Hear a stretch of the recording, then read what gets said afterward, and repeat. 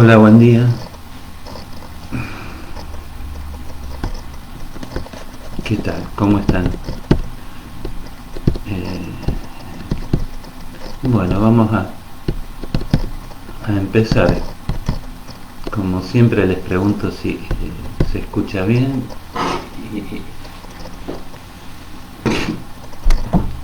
y esperemos un ratito a que se conecten ustedes.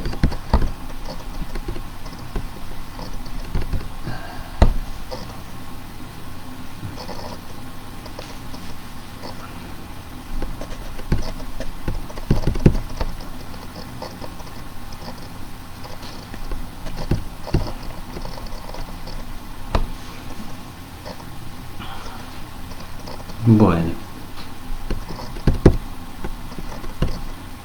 ¿se escucha bien? Eh,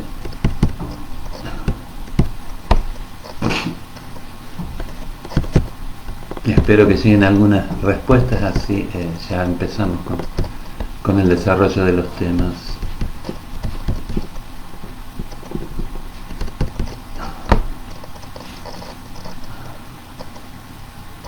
Bueno, bueno, ahora vamos a empezar eh, a trabajar un poco el texto El porvenir de una ilusión. Eh, Ustedes ya lo han visto en los prácticos, así que tienen como una visión, creo, detallada del texto. Mi idea es un poco hacer como hicimos con el malestar en la cultura, marcar algunos temas fundamentales y ir relacionándolo con lo que venimos viendo al mismo tiempo, ¿no?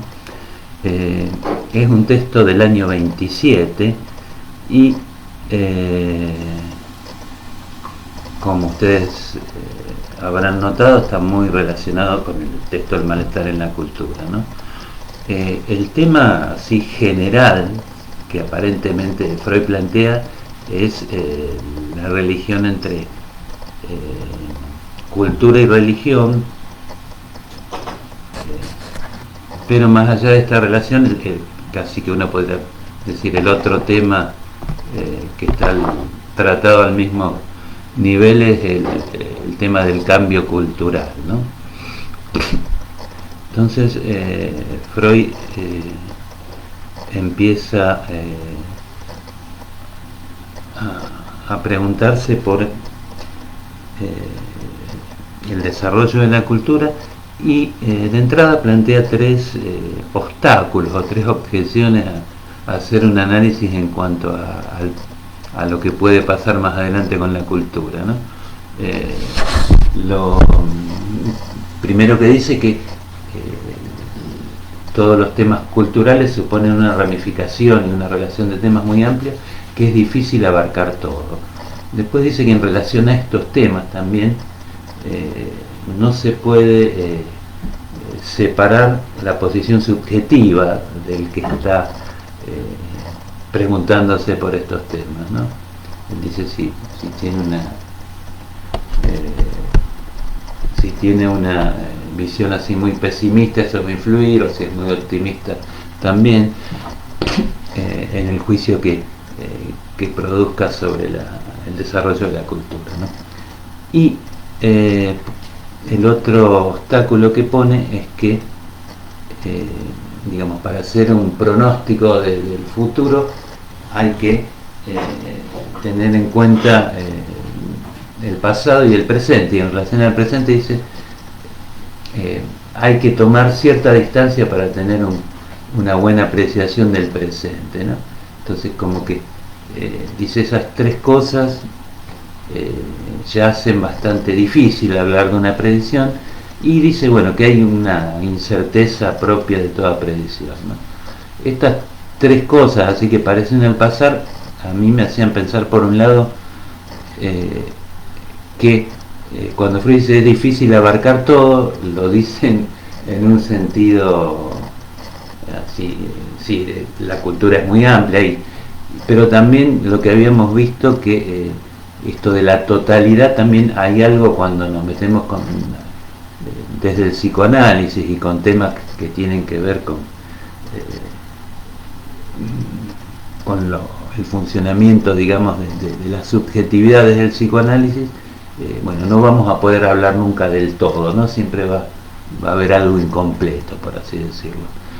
Cuando mencionan la subjetividad como otro obstáculo, también es otra característica del psicoanálisis, ¿no? No podemos deslindarnos nunca del tema del sujeto, ¿no?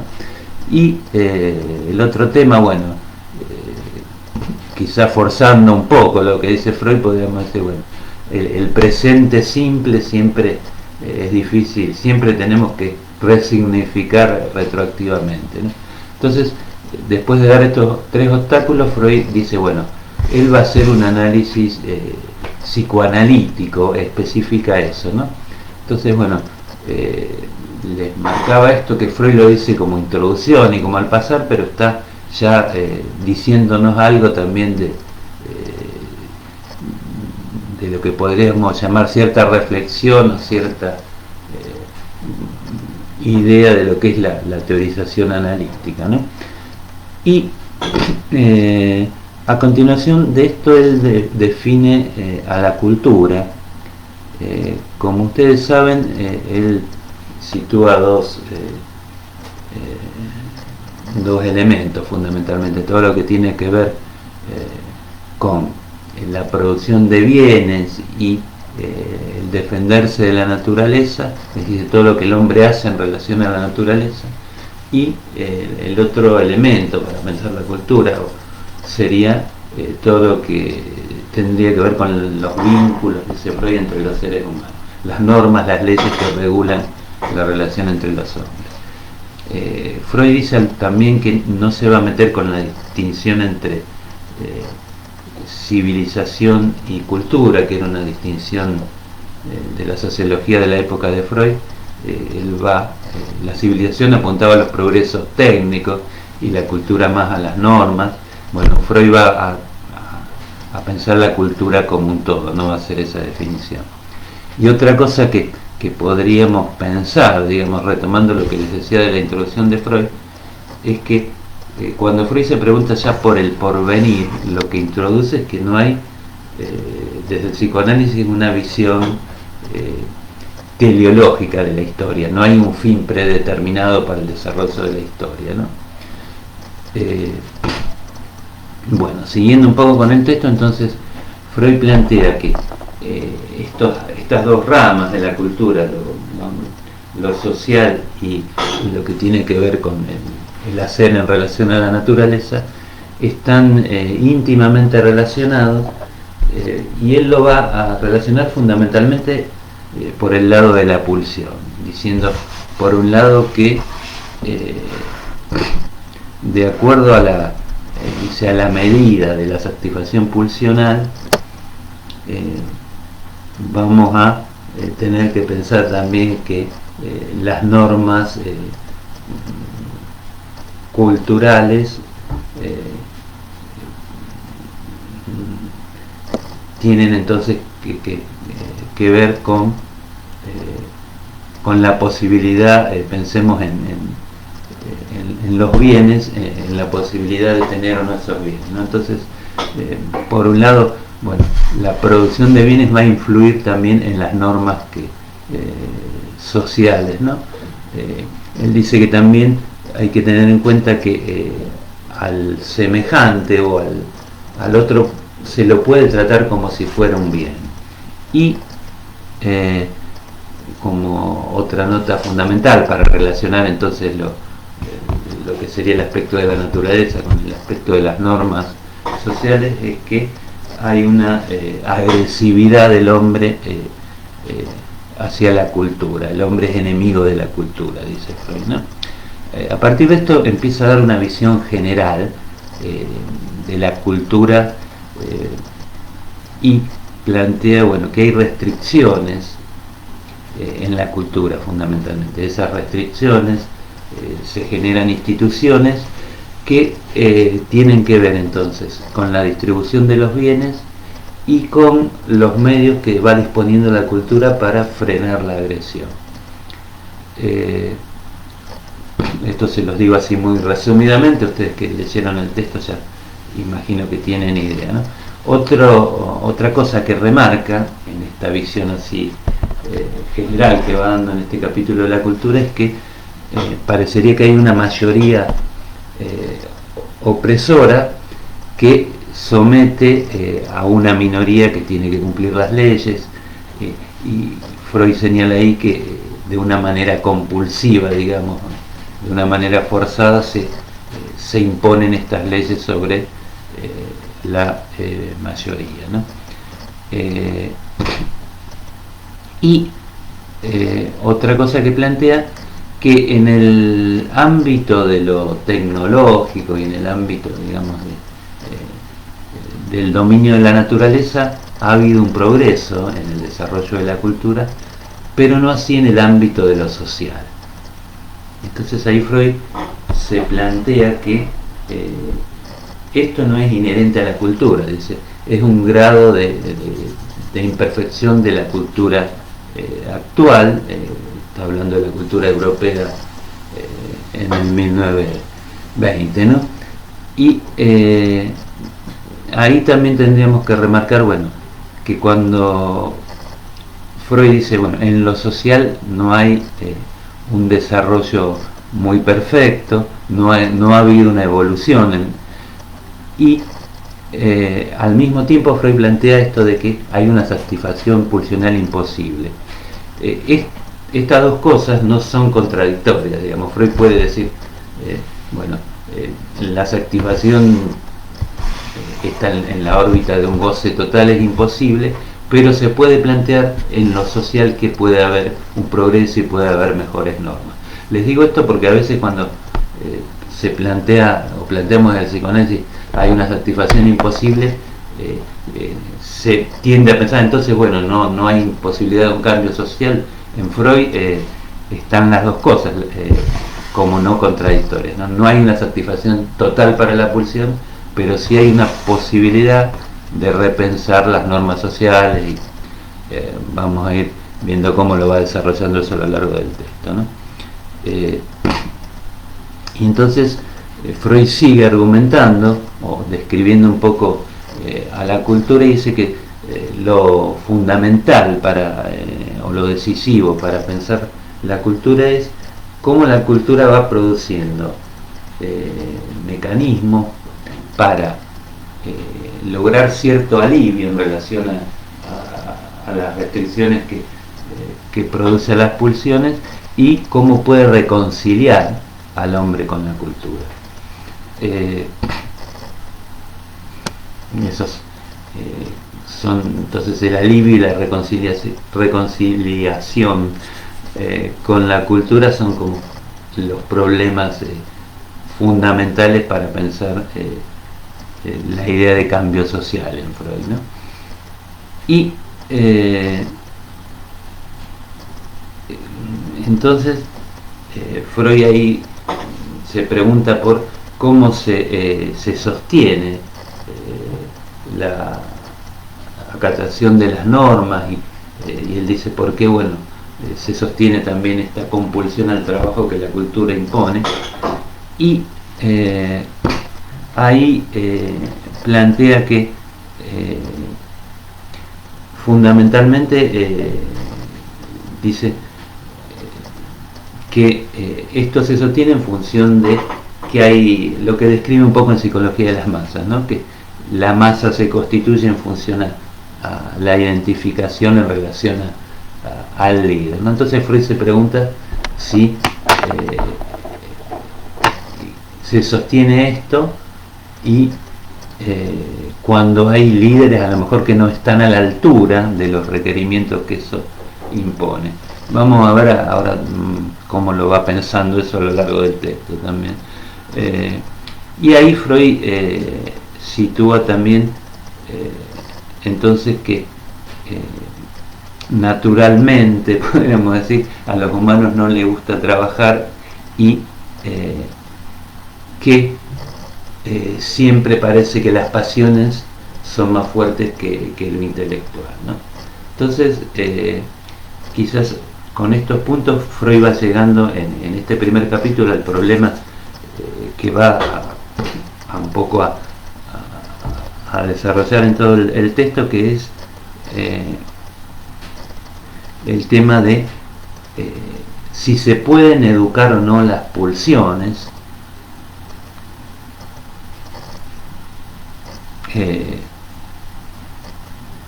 y si habría, dice Freud, una sociedad más equitativa, y lo que va a desarrollar, como ustedes saben a lo largo del texto, una sociedad más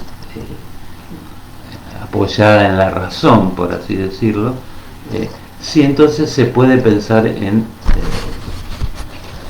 la posibilidad de educar a las pulsiones, y él se pregunta, bueno, ¿cuáles son los límites ahí de la educabilidad, dice, de las pulsiones? Esto que plantea entonces en el primer capítulo es casi lo que va a desarrollar en todo el texto, y esta pregunta por la educabilidad de las pulsiones es clave. Van a ver que al final termina hablando de cuál es su postura en relación a eso, ¿no? Y en el capítulo siguiente entonces empieza a trabajar la cultura en función de los bienes. Él dice, bueno, que hay, la cultura produce bienes materiales y también bienes anímicos, que tendrían que ver con estos bienes anímicos, con las formas en que la cultura va, por así decir, domesticando lo pulsional, ¿no? Una sería, o dentro de estos bienes anímicos, Freud también distingue como dos grupos: los que serían más compulsivos, que serían las normas, y ciertos bienes anímicos que tendrían que ver con la reconciliación del ser humano con la cultura. Entonces, como ustedes saben, Freud ya va pensando entonces el tema de lo pulsional ahí como central, y introduce después de esto tres categorías, que frustración, privación y prohibición. Ustedes a lo mejor, si vieron el seminario 4 de Lacan, las van a conocer estas categorías, pero bueno, Freud define acá la frustración como el hecho concreto de que una pulsión no se satisfaga, la prohibición, la norma que prohíbe, y la privación como el estado resultante de la no satisfacción. Y ahí va planteando que hay prohibiciones que afectan a todos, y algunas prohibiciones que afectan a determinados grupos o no a todos los individuos dentro de una cultura, ¿no?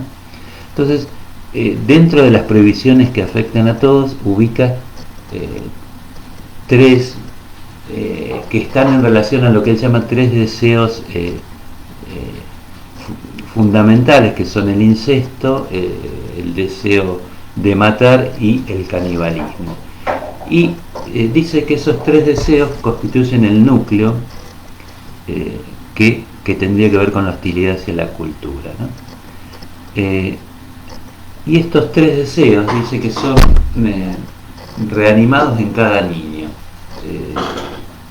Ya cuando vimos el malestar vimos esta idea que, bueno, cada uno reproduce un poco en su desarrollo individual el desarrollo de la especie, ¿no? Y lo interesante es que Freud entonces plantea que el superyo se constituye fundamentalmente, o tiene como núcleo, estos tres deseos, por así decir, y él acentúa, bueno, el canibalismo y el incesto en todas las culturas están ya consolidados, dice, como prohibiciones, ¿no? Y dice, el gusto de matar no tanto, o aparece en casos justificados, en casos de guerra, por ejemplo. Pero es interesante porque él va describiendo el super yo y va planteando, bueno, este núcleo o estos tres deseos son fundamentales y después se incorporan las normas sociales. Es como que va a plantear, bueno, el super yo va a estar fundamentalmente, ustedes por todo lo que saben de psicoanálisis, centrado en relación a lo edípico, ¿no? Al incesto y a todo lo que vimos también en el Malestar en la Cultura, describe a partir de Totem y Tabú. Entonces,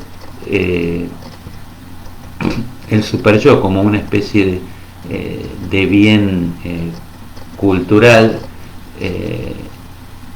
lo podemos pensar, bueno, fundamentalmente en relación a lo edípico, y en segundo término se van incorporando ciertas normas que ya serían más específicas de cada sociedad, si ustedes quieren pensarlo así, ¿no? Y otro de los bienes anímicos que va planteando Freud sería la constitución de los ideales,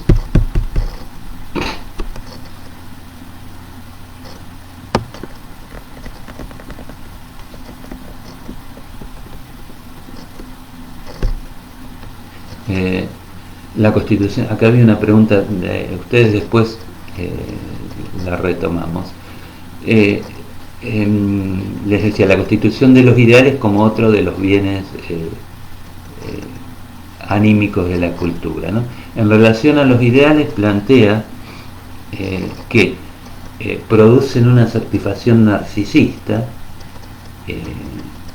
identificarse a partir de los ideales y compartir ideales, dice, permite por un lado esta satisfacción narcisista, y Freud agrega, bueno, a este mecanismo se le puede asociar lo que veíamos también en el Malestar en la Cultura, es que comparado con los ideales de otros grupos se empieza a segregar al otro y se empieza a poner el mal en el otro, ¿no? Como el otro al que hay que menospreciar, y el otro mecanismo que va describiendo Freud en relación a los ideales es la idea de que las clases bajas a veces se identifican con los ideales de las clases opresoras, y eso explica a veces por qué soportan esa opresión, ¿no?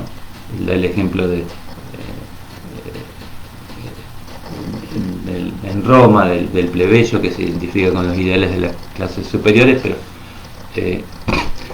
que ante los que no son romanos se siente superior, ¿no? Mecanismos que ustedes ya imagino que en las materias más sociales han visto, ¿no? Y otro de los patrimonios que plantea Freud en el ámbito de los bienes culturales sería las creaciones artísticas, que por un lado se producen una satisfacción sustitutiva y que cuando tratan de temas relacionados con los ideales también producen una satisfacción narcisista. Entonces la idea que tiene Freud es que estos bienes culturales, por un lado, sofocan las pulsiones, pero por el otro lado permiten la satisfacción de las pulsiones, ¿no? En ese equilibrio es donde Freud va a pensar la posibilidad o no del cambio cultural, ¿no? Y ahora se mete en el capítulo 3 con el tema de la religión. Les voy a ver, veo una pregunta que imagino que me hicieron ustedes, que es en relación a los primeros dos capítulos. A ver.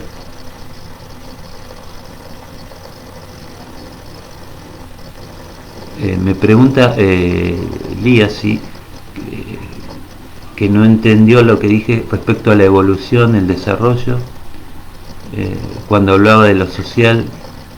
¿Lo podría explicar nuevamente? Lo que les marcaba es que por un lado Freud habla de una satisfacción para la pulsión imposible, esa satisfacción en la órbita de lo completo, de la totalidad, y al mismo tiempo Freud plantea la posibilidad de rever las normas. Lo que les trataba de marcar es que no son contradictorias estas dos cuestiones, ¿no? Una cosa es, bueno, no se puede satisfacer plenamente la pulsión, pero Freud dice, se pueden rever las normas sociales, ¿no? Eso era un poco lo que les marcaba, porque A veces cuando se habla de satisfacción imposible, se piensa, bueno, entonces no se puede cambiar nada en lo social. Son como dos esferas distintas que están relacionadas, pero les digo esto porque a veces desde esta idea de la satisfacción imposible se lo ha criticado a Freud, como que bueno, no quería producir ningún cambio en lo social y todo lo contrario, ¿no? Bueno, seguimos con el... espero que se haya entendido, si no, volverlo a preguntar, Lía, y lo vemos de nuevo. Seguimos con el texto. En el capítulo 3, Freud ahí sí ya se mete con la religión. Y el análisis que va a hacer de la religión es fundamentalmente en función del desvalimiento humano. Él dice que ante los peligros de la naturaleza, ante la cuestión del destino, donde que pone fundamentalmente en relación al destino la idea de muerte también, y ante las limitaciones que impone la propia cultura, el sujeto está como desvalido, el niño, y entonces ante ese desvalimiento aparece la figura del padre protector, ¿no?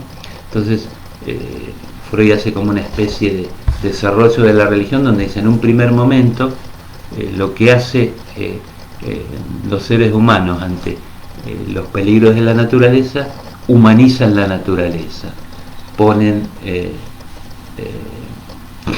digamos a los fenómenos naturales como si fueran manejados por los dioses. Entonces dice, sustituyen a los padres de la infancia por los dioses. Ahí donde se ve el arquetipo, dice, infantil de la religión, ¿no? Los dioses que nos van a proteger de la naturaleza, nos van a garantizar cierto destino bienaventurado y nos van a compensar por los límites que impone la cultura, ¿no? Entonces Freud dice, el primer paso fue la humanización de la naturaleza. En vez de tener que luchar contra los peligros naturales, bueno, estos dioses son los que manejan la naturaleza y vamos a manejarnos entonces con estos dioses. Con el desarrollo, dice, de la cultura, se separan, digamos, los dioses de los fenómenos humanos y se dedican más entonces a los problemas culturales. Es como que los dioses empiezan a funcionar no tanto en relación a manejar la naturaleza, sino a coordinar y a ir definiendo las relaciones entre los seres humanos. Y ahí es donde Freud dice que también los dioses estarían a cargo un poco de reconciliar y de resarcirnos por las limitaciones que impone la cultura. Y ahí Freud dice algo como que en ese momento las leyes que rigen lo humano se les da el carácter de algo sagrado, de algo producido por los dioses, ¿no? Entonces Freud plantea que la idea de una justicia divina que recompensa o que castiga se va consolidando ahí, ¿no? Y lo que va a remarcar fundamentalmente es entonces que